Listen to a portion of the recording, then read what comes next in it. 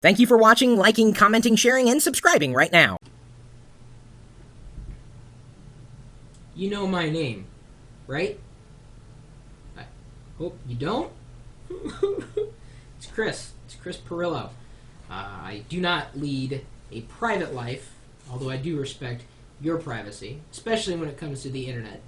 And based upon that, we've got a top 5 list of privacy tips, as submitted by a community at large member who goes by the handle Josh.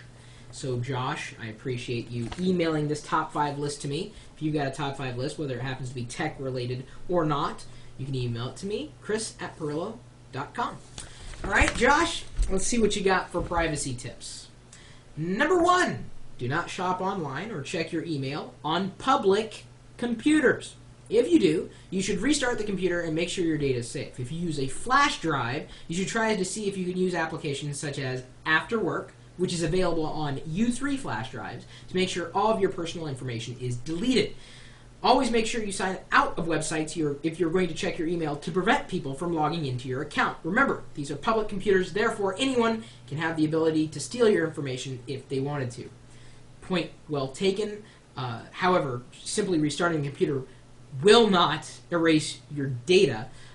If anything, what I always recommend, if you have to use a public computer, don't use any type of information that would be private, as in a login or a password, or any kind of shopping whatsoever. Those public computers, anything that I define public is anything that is not in your possession 110%. And even then, and I don't think he goes on to say this, but if you're using a wireless network, if it's unencrypted, and sometimes even if it is encrypted traffic, there are programs, packet sniffers, that can reach out into the air and figure out what you're sending back and forth. So you got to play it safe when you're in public and you're doing anything with personal data. Number 2, only go to trusted sites that you know are safe. For example, if you need to download specific drivers for a hardware-related issue, you should always check with the manufacturer's site first. Going on sites you think are safe from a search engine like Google may lead you to giving out personal information to download the drivers, or even paying for the drivers in some cases when that's absolutely unnecessary. If you cannot find the drivers on the manufacturer's website, contact them and see how you can obtain the drivers. Ooh, great point there, Josh. Number 3, keep your passwords to accounts lengthy and difficult to guess. An easy password such as 12345 sounds like something an idiot would use as a combination on his luggage. Or a common word used in the dictionary that can easily be found by a quote-unquote brute force attack. Stay away from those. A good way to keep your password from being found is to do the following. Have the password over 10 characters long, and when creating the password, have spaces included if possible, and uncommon characters such as an exclamation point or a question mark.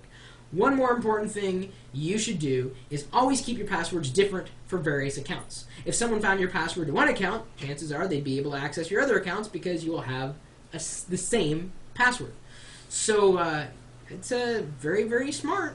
If you're looking for password management tools, I know KeePass is, I thought it was open source, so I think it's multi-platform. There's also, for Windows users at least, AI RoboForm. There's a free version, and I can get you 20% off the pro version of AI RoboForm if you ask nicely. Number 4, create a password for your BIOS. If you create a password for your BIOS, or that's what happens when your computer is starting up, a person will not be able to access Windows. That is, in order to get into the computer, you would have to know the password right there before, well, after the computer started up, but before the operating system would load. Also, you should change your Windows password often if you're running Windows, because it creates a new hash if someone tries to crack your Windows password. This is according to Josh. Number 5, encrypt your data. If you have files that you need to protect, encrypt them. I found a free open source application called TrueCrypt that allows you to have a drive encrypted as you add files inside of it.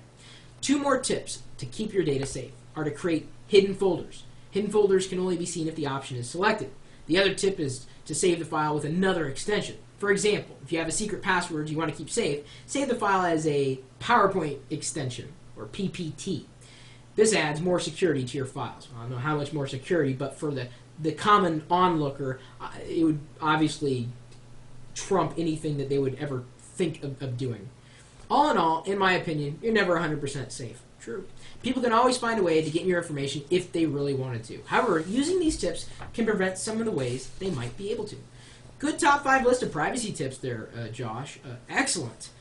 This is the kind of tips list that I'm looking for. If you've got any privacy tips different from what Josh has presented, feel free to pass them along. I'd love to do a follow-up video. Privacy and security, especially in this information age, is very, very important, and it's important to talk about and discuss these things. My hope is that you'll pass this video along to someone who might need to know these things, and they never listen to you when you tell them.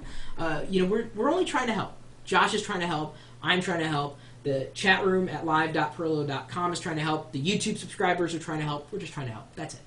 If you've got a top 5 list related to technology or not, feel free to pass it along. My email address is not private. It's chris@pirillo.com. Your email will remain private, confidential with me. I do check my email every 5 minutes, and hopefully I'll see your email the next time I check it.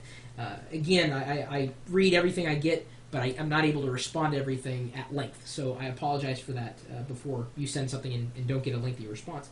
I want to invite everybody to the chat room. Your data is kept private there. We don't do anything mean, really. In fact, we try to keep it a nice, friendly environment throughout the day and the night. In the times that we record the video, it's moderated, so the chat doesn't look as active. But right now, hey, Board College Kid and Mool and RCP, how many people do we have in chat right now? We have about 156 people watching live as we're recording this video, and 208 people in chat. So why don't you join us? It's a barrel of monkeys, barrel of something.